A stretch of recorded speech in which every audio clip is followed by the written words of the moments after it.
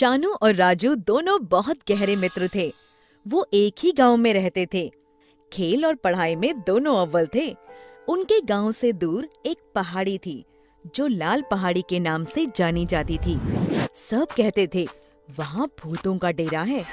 पहाड़ी को लेकर तरह तरह की कहानियाँ पूरे गांव में फैली थीं। पहाड़ी के भूतों का डर गांव वालों को इस कदर था कि दिन ढलने के बाद कोई गांव की सीमा के बाहर नहीं जाता था।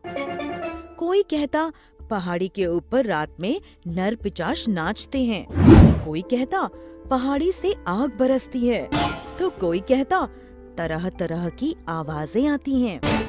शानू और राजू भी इस तरह की कहानियों से वाकिफ थे। वो विज्ञान के जमाने के बच्चे थे, सो भूतों को मानने में उनकी विशेष दिलचस्पी नहीं थी। पर गांव वालों को कैसे इस अंधविश्वास से बाहर लाएं, वे समझ नहीं पाते थे। एक दिन बैठे बैठे दोनों चर्चा करने लगे। ओए राजू, हमें इन कहानियों की असलियत का पता लगाना ही होगा। बात तो तुम्हारी ठीक है, पर हम वहाँ तक पहुँचेंगे कैसे? पहाड़ी तक पहुँचने के लिए हमें जंगल से होकर जाना होगा।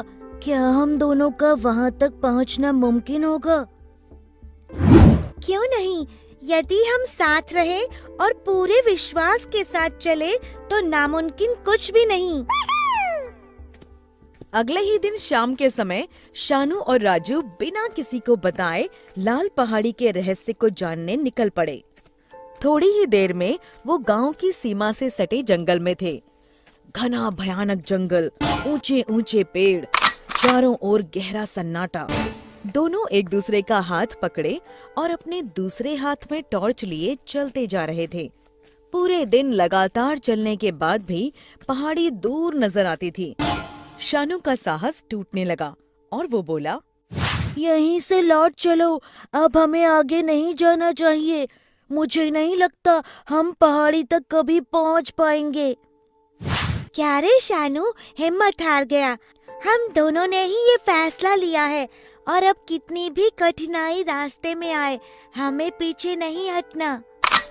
और अब वो फिर एक बार हिम्मत करके आगे बढ़े। कुछ ऊपर जाने पर उन्हें एक गुफा दिखाई दी। दोनों गुफा की ओर बढ़ ही रहे थे कि इतने में गुफा से आवाज आई। शानू और राजू, बाहर क्यों खड़े हो? अंदर आ जाओ। कपाते हुए शानू और राजू जैसे ही अंदर पहुँचे, उन्होंने एक विचित्र साधु को अंदर बैठे देखा और राजू ने उनसे पूछा, अरे बाबा, आपको हमारे नाम कैसे पता है? बाबा को सब पता है। बाबा को तो तुम्हारा यहाँ आने का कारण भी पता है। तो तुम्हें क्या लगता है, गांव वाले जो कहानी सुनाते हैं झूठी है?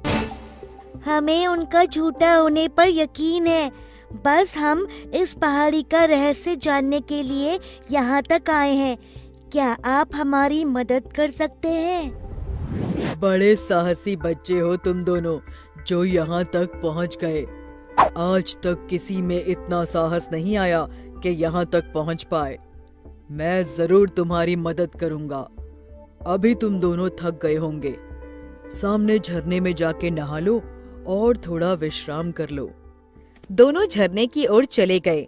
झरना थोड़ी ऊंचाई पर था। वहाँ से नीचे सब कुछ छोटा दिखाई दे रहा था।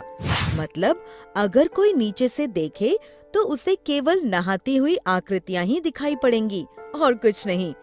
शानू कुछ सोचने लगा।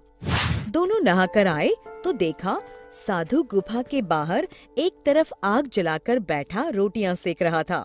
जलते चूल्हे को देख दूर से ऐसा लग रहा था जैसे दूर दूर तक आग बरस रही हो।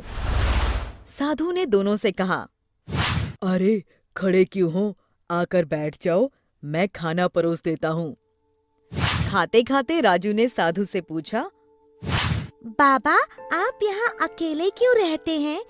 आपको डर नहीं लगता? ऊबते नहीं आप? बेटा, जैसे तुम्हें तुम्हारे प्रश्न यहाँ तक खींच लाए, वैसे ही मुझे मेरे प्रश्न यहाँ खींच लाए। जैसे तुम पहाड़ी का रहस्य जानना चाहते हो, वैसे ही मैं जीवन का रहस्य जानना चाहता हूँ। मैं यहाँ रहकर योगाभ्यास करता हूँ और अपने प्रश्नों के उत्तर तक पहुंचने की कोशिश करता हूँ। और मुझे ऐसा लगता है कि हर प्रश्न का उत्तर प्रश्न में ही होता है, बस हमें प्रश्न की तह तक पहुंचना होता है। और जब ऊबता हूँ तो ये करता हूँ। कह के साधु ने अपना बड़ा सा चिमटा उठाया और नाचने लगा।